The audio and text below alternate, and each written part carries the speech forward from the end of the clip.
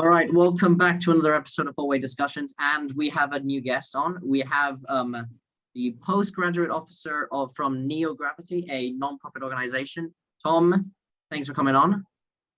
Thanks for having me, Nick. Cheers. And we also have Shane, which you guys have met the last podcast. He's also joining us because he also works for ZEROGRAVITY as an ambassador, I'm pretty sure. So, Shane, how you doing? I'm fine, Nick. Thanks for having me again. It's a pleasure to be here again. Oh, it's brilliant. Especially, this is my first ever online podcast, so this is a new experience for all of us. But Tom, nice. I just want to get into what is ZEROGRAVITY and what's the history and the motivation behind this organization?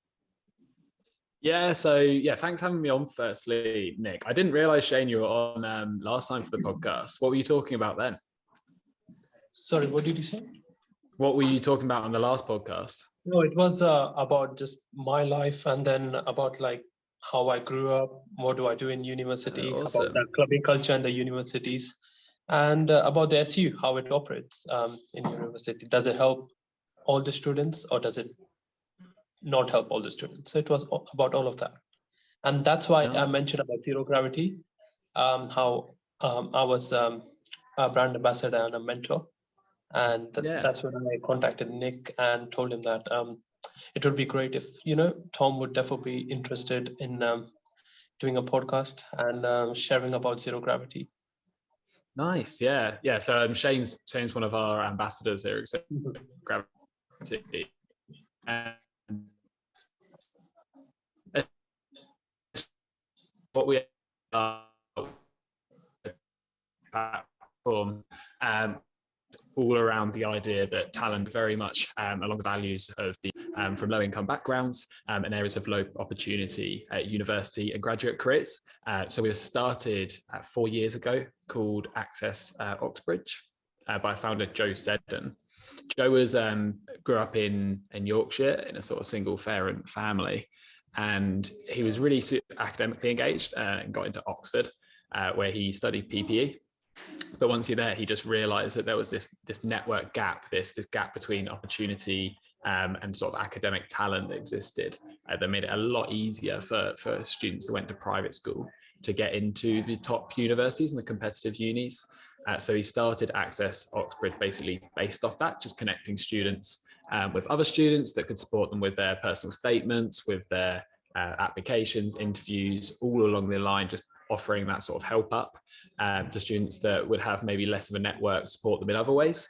And from that, it was really successful in its first year. Around 110 students got into Oxbridge from it, and just started growing rapidly. Like, he realized that tech was a super easy way to expand this out and make it scalable.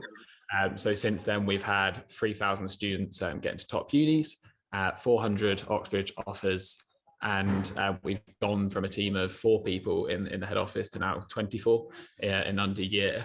So we're really just taking that really basic idea that students can just support each other in getting into university and scaled it to something pretty huge. I'm also curious because because a company like this must have some pretty good foundations. So what are the values do you think that your company and your nonprofit organization kind of represent, and try to input that onto the students, as well as all the mentorship programs which we'll go into a bit later? So what are the values fundamental to ZEROGRAVITY? Around that sort of value that I alluded to, that talent is widespread, but opportunity is not. So just because you're a student that comes from any sort of school around the UK and is very academically talented and motivated, doesn't necessarily mean you'll have the same opportunities than another student. So another student might have more people around them in their network that are giving them that confidence, that sort of social capital to go for the really high tier universities or onto these sort of other careers. But it's also based around the idea that social mobility is a real economic possibility.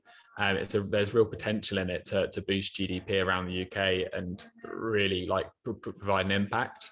I think the way we're going currently, we're looking at really plateauing.